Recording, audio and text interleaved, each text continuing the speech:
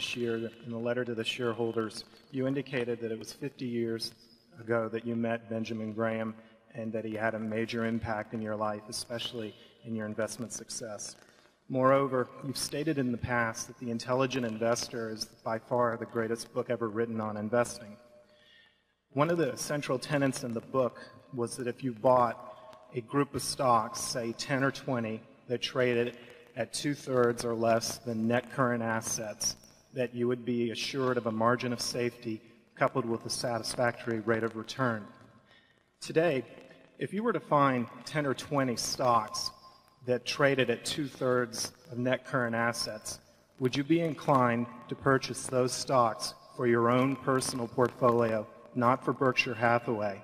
And the second question, since I've mentioned the book, I was wondering which books that you and Mr. Munger have been reading lately and would recommend. Thank you. Yeah, in respect to your first question, you could probably, if you found a group like that, and you won't, I don't think, you'd probably do all right buying the group. But not because the businesses themselves worked out that well over time, but because there would probably be a reasonable amount of corporate activity in a group like that, either in terms of the management's taking them private or takeovers or that sort of thing. But those sub-working capital stocks are just almost impossible to find now. And if you got into a market where a lot of them existed, you'd probably find wonderful businesses selling a lot cheaper too. And our inclination would be to go with a cheap, wonderful business. I don't think you'll get in a high market or something close to it. I don't think you'll get a lot of sub-working capital stocks anymore. There's just too much money around to promote deals before they really get to that point. But that was a technique. It was 50 years ago. And is Walter Schloss here still? Walter, are you here? Stand up if you're here. I met Walter 50 years ago when I met Ben Graham. And I know Walter's came out this year, but he already knows everything I've been talking about, so he may have left. Walter actually has practiced in securities much closer to the original. He's run a partnership now for 46 years, I guess it is. And he's done it much more with the type of stocks that Ben was talking about in those days. And he has a record that is absolutely sensational. That is far better than people who get promoted and go on television shows and do all of that sort of thing. And he's done it in, what I tend to call cigar butt companies. You get one free puff and that's about it, but they don't cost anything. And that was the sub-working capital type situations. Walter's had to extend that somewhat, but it's been a great record over a considerable, 46 years, a very considerable period of time. So I think if you found that kind of a group and did it as a group operation, and Ben always emphasized a group operation, because when you're dealing with lousy companies, but you expect a certain number to be taken over and all that, you better have a group of them. Whereas if you deal with wonderful companies, you only need a couple. But I think if you see that period again, we'll be very active, but it won't be in those kind of securities. Charlie? Yeah, and there's another change. In the old days, if the business stopped working, you could take the working capital and stick it in the shareholders' pockets. And nowadays, as you can tell from all the restructuring charges, when things really go to hell in a bucket, somebody else owns a lot of the working capital.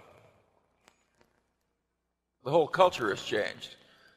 If you have a little business in France and you get tired of it, as Marks and Spencer has, the French say, "What the hell do you mean trying to take your capital back from France? They're French workers in this business." And they don't care about, they don't say, "It's your working capital, take it back when the business no longer works for you." They say, "It's our working capital."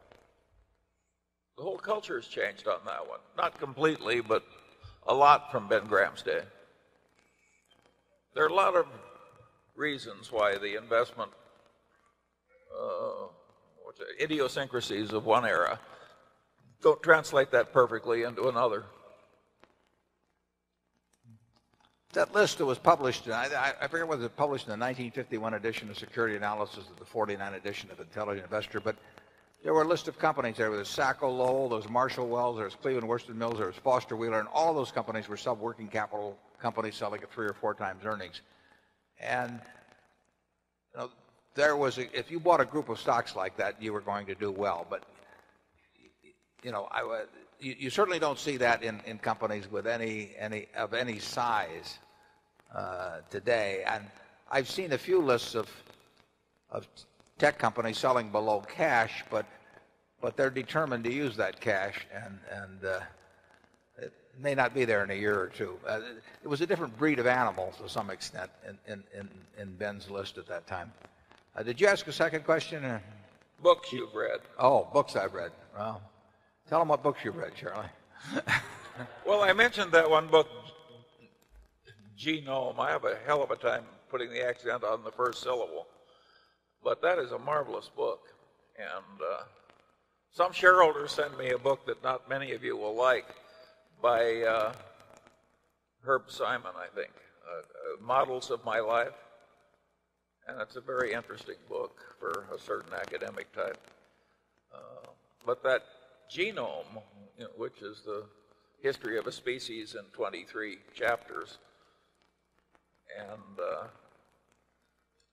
it's a perfectly amazing book and very interesting.